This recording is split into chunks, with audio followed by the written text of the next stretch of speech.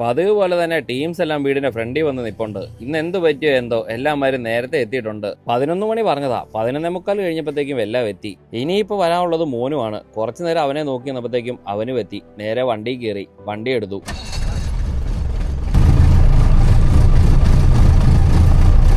അങ്ങനെ ഇക്കാമോൻ്റെ അടുത്തെത്തി. അവിടെ ചെന്നപ്പോൾ ഇക്കാമോൻ പറഞ്ഞു, ഞാനിന്ന് ട്രിപ്പിനില്ല, നിങ്ങൾ വിട്ടോളാൻ.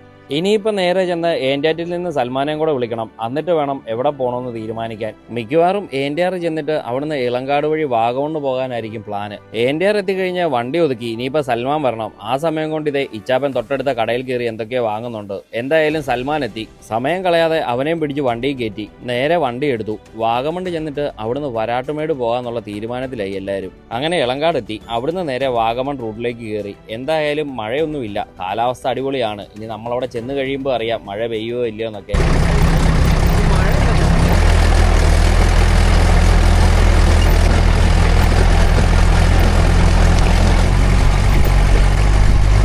അങ്ങനെ തങ്ങളുപാറ എത്തുന്നതിന് തൊട്ട് മുമ്പായിട്ട് തന്നെ ക്ലൈമറ്റ് ഒക്കെ മാറി. നല്ല അടിപൊളി കോട ഇറങ്ങിയിട്ടുണ്ട്, നല്ല തണുപ്പുമുണ്ട്. സാധാരണയായി ഞങ്ങൾ വരാട്ടുമേട് പോകുന്ന റൂട്ടെന്ന് പറയുന്നത് വാഗമണ്ണ് മൊട്ടക്കുന്നിൽ നിന്നും റൈറ്റ് കയറി പോകുന്ന വഴിയാണ്. ഈ പ്രാവശ്യം സൽമാൻ പറഞ്ഞു വേറൊരു വഴിയുണ്ട്, അതിലേ പോകാമെന്ന്.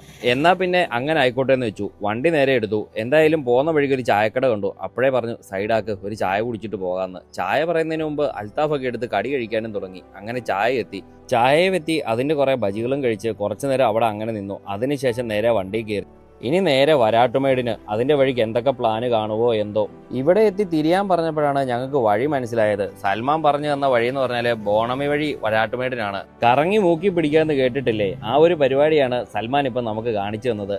വഴി പിന്നെ അത്യാവശ്യം ഓഫ് റോഡ് ആയതുകൊണ്ട് തന്നെ ഇച്ചാപ്പനൊന്നും മിണ്ടിയില്ല. അങ്ങനെ നേരെ ഇതേ നമ്മൾ വരാട്ടുമേട് തിരിയുന്ന ആ സ്ഥലത്തെത്തി. ഈ ഇറക്കം ഇറങ്ങിക്കഴിഞ്ഞ് നേരെ വലിയൊരു കയറ്റവുമുണ്ട്. ആ കയറ്റവും കൂടെ കയറി മുകളിൽ ചെല്ലുന്നതാണ് വരാട്ടുമേട്. കുറച്ചു നാൾ മുമ്പ് ഇതിലേ വന്നപ്പോഴത്തേക്കും റോഡ് മുഴുവൻ പോയി കിടക്കുമായിരുന്നു, ഫുള്ളി ഓഫ് റോഡ്. ഈ പ്രാവശ്യം എന്തായാലും കോൺക്രീറ്റ് ഒക്കെ ചെയ്തിട്ടുണ്ട്. അങ്ങനെ കോൺക്രീറ്റ് റോഡ് കഴിഞ്ഞു. ഇനിയിപ്പോൾ അത്യാവശ്യം കുറച്ച് ഓഫ് റോഡ് തന്നെ ഉണ്ട്. ഇച്ചാപ്പൻ എന്തായാലും സന്തോഷമായി.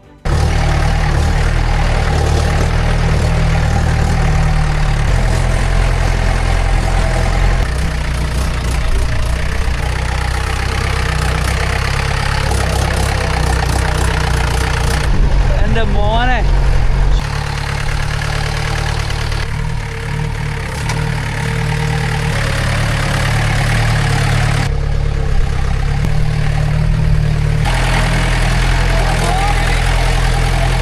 ഇവിടുത്തെ കാഴ്ചകൾ കണ്ടപ്പോൾ നൈസായിട്ട് വണ്ടി സൈഡാക്കി ഞങ്ങൾ ഇവിടെ അങ്ങോട്ട് ഇറങ്ങി നിന്നു. എൻ്റെ മോനെ, ഇവിടെ നിന്നുള്ളൊരു കാഴ്ച ഉണ്ടല്ലോ, ഒരു രക്ഷയുമില്ല കേട്ടോ. വരാട്ടുമേടിൽ നിന്ന് നേരെ നോക്കുമ്പോൾ കാണുന്നതാണ് ഇതേ ആ പാലൊഴുകും പാറ. ഒരു രക്ഷയുമില്ലാത്ത വ്യൂ. പിന്നെ കുറച്ചു നേരം അവിടെ അങ്ങനെ ഇരുന്നു, ആ വ്യൂ എല്ലാം കണ്ട് ആസ്വദിച്ച്.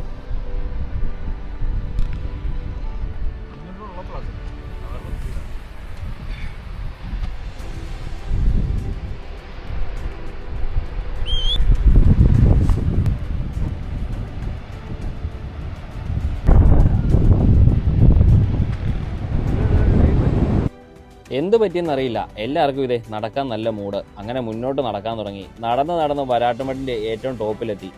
അവിടെ നിന്നിട്ടൊരു 360 വ്യൂ ഉണ്ട്. എൻ്റെ മോനെ, ഒരു രക്ഷയില്ലാത്ത കാഴ്ചയാണത്.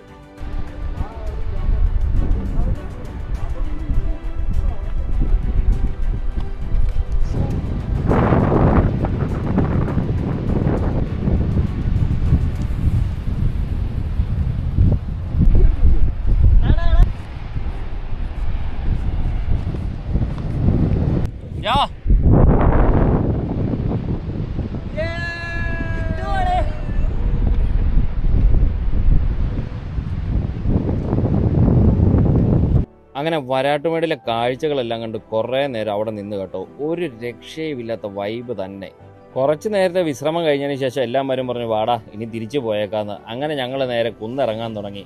എന്തായാലും ഇവിടെ വന്നു കഴിഞ്ഞ് കിട്ടുന്ന വ്യൂ ഉണ്ടല്ലോ, ഒരു രക്ഷയുമില്ല കേട്ടോ. നല്ല തണുപ്പുണ്ട്, നല്ല കാറ്റുമുണ്ട്. ഞങ്ങൾ കയറി വന്നപ്പോഴത്തേക്കും വലിയ തിരക്കൊന്നും ഇല്ലായിരുന്നു. ഇതേ തിരിച്ചിറങ്ങാൻ നേരമാണെങ്കിൽ കുറേ ബൈക്ക് റൈഡേഴ്സ് വന്നിട്ടുണ്ട്. ചിലരൊക്കെ ആണെങ്കിൽ അവിടെ കുടുങ്ങിക്കിടപ്പുണ്ട്. അവൻ കുടുങ്ങിക്കിടക്കുന്നുണ്ട്. നമ്മുടെ ടീമെല്ലാം കൂടി അവനെ രക്ഷപ്പെടുത്താൻ വേണ്ടി പോകുന്നുണ്ട്. എന്താവും ഇനി ബാക്കി നോക്കി അറിയാം. അതെ, റൈഡർ ഇച്ചാപ്പൻ, പ്രോ മോനു, പിന്നെ സൽമാൻ. കമ്മീസി കുടുങ്ങായിരുന്നാൽ മതി.